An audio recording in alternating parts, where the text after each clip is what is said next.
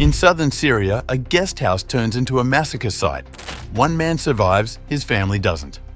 Druze militias and Bedouin tribes are at war, as Israeli airstrikes complicate the chaos. While a defiant cleric reclaims control, all eyes are on the fragile ceasefire.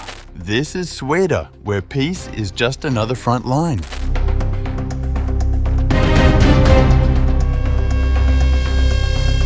In the Syrian city of Sweida, 70-year-old Hatem Radwan stood in silence inside the Al Radwan guest house, where blood still marked the floor and cushions. Just days earlier, the space had turned into a killing ground. Armed men stormed in, opened fire, and left over a dozen people dead, including Radwan's two sons-in-law and his daughter's father-in-law. He asked, "Where's the car key?" We told him, and he took it and left. When they left, after breaking everything, the swords and everything were scattered on the floor, he said, "Let's kill them so they don't recognize us." When they said that, I recited the two testimonies, the Shahada, and fell to the ground. I don't know whether it was a bullet or what that hit me, but I fell down. I thought, it's over. I'm going to die. And that's what happened. I'm not sleeping. I wish I would have died. It would have been better for me. My two sons-in-law were killed. One of my daughters is married into the Nasser family, in which also the father was martyred. This is where it was worse. 3 were here and the rest were over there. How can I describe it to you? I don't even know how. One of the injured Hatem Radwan was here. He asked me to pull him. His leg was on someone else's head. He asked me to drag him away. He said he wanted to see where the injury was. I told him, how can I know? It's all blood. By the way, they've already cleaned the floor here. Speaking to Reuters, Radwan said he had gathered with relatives and friends when the gunmen entered. They seized car keys and were heading out when one suggested eliminating the witnesses. Radwan fell to the floor as gunfire erupted, believing he would not survive. A video verified by Reuters showed multiple bodies piled together in the guest house, many with gunshot wounds to the chest. Journalists visiting the site on July 26th reported blood-stained cushions and bullet-riddled walls. A friend of the family, Mu'tasim Jabahi, said the fate of the men was unknown until he received a phone call from someone who saw the bodies in the square. I knew they had taken the guys in the morning. We started contacting as many influential people as possible to find out where they were, if they were with the Syrians, to know their location. Nobody answered us. We tried to contact the most important clerics and community figures, but we couldn't find out where they were. No one knew anything. They killed them. The next day, when the campaign came in, friends of mine from Tishreen Square called me and said, "Your friends have been killed in Tishreen Square." We all went there. We called everyone we knew and went to the square, and we found them there. Their bodies were filled with bullets. This wasn't a normal killing, it was brutal. There wasn't a single spot on their bodies without bullets, with huge amounts. The recent killings in Syria's Suwayda province are part of escalating violence between Druze factions and Bedouin tribes. Residents and monitoring groups say the situation worsened after the arrival of security forces, with several execution-style deaths reported. One of the most severe cases involved the Syria family. 7 relatives and a friend were taken from their homes and shot in Tishreen Square. Footage verified by Reuters shows the men kneeling before being killed. Syria's defense and interior ministries say investigations are underway. The province remains tense, reeling from what residents describe as one of its deadliest weeks in years.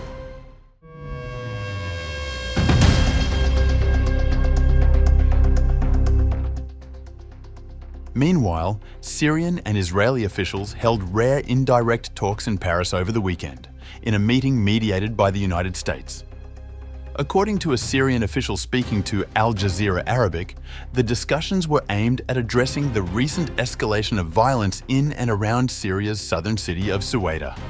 The area, home to a majority Druze population, has seen weeks of fighting between Druze militias and Bedouin tribes.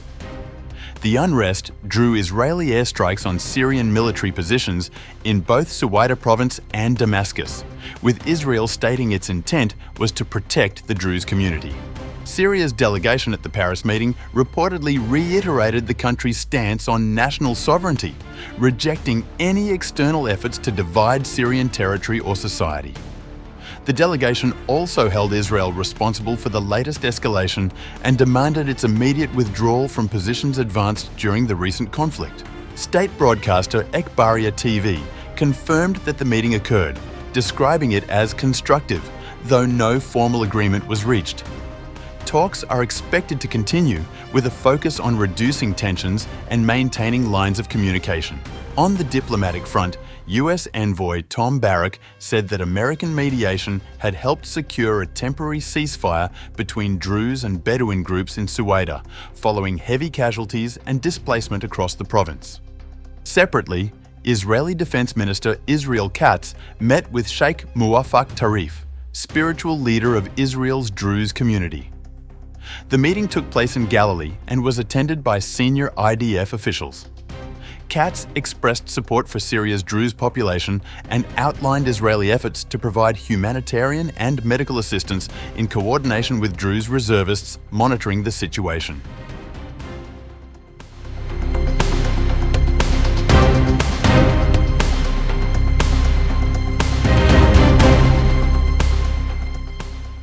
Effort to reassert sovereignty? On July 14, 2025, the Syrian government deployed military and security forces to Suwayda in an effort to restore control over the southern province, following weeks of clashes between Druze groups and Bedouin tribes. The operation was aimed at halting the influence of Druze cleric Hikmat al-Hijri, whose faction had grown increasingly defiant. The deployment proceeded with little resistance, but by evening, Israeli forces launched airstrikes targeting Syrian positions in Sweida, Daraa, and Damascus. Dozens were killed in the attacks, sparking widespread anger inside Syria. Initially citing national security concerns, Israeli officials later framed the intervention as a move to protect Syria's Druze population. In response, diplomatic channels produced a short-lived agreement.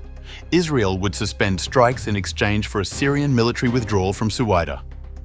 But the vacuum was quickly filled. Al-Hijri's forces retook control and carried out violent reprisals against Sunni Bedouins, reigniting conflict in the region. A second agreement was reached, calling for disarmament of rebel groups and a phased return of state authority. Al-Hijri accepted the terms but maintained that Syrian security forces would not be allowed into Suwayda. The Israeli intervention has complicated Syria's effort to reassert sovereignty and underscored the limits of its authority in the face of external pressure.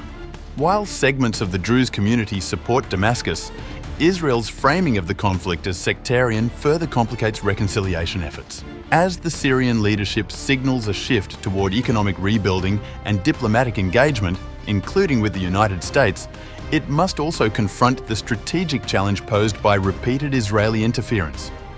Restoring territorial unity may depend on a combination of regional alliances, internal reform, and external pressure to curb destabilizing actions. For now, stability in Suwayda remains precarious, shaped as much by foreign influence as by local dynamics.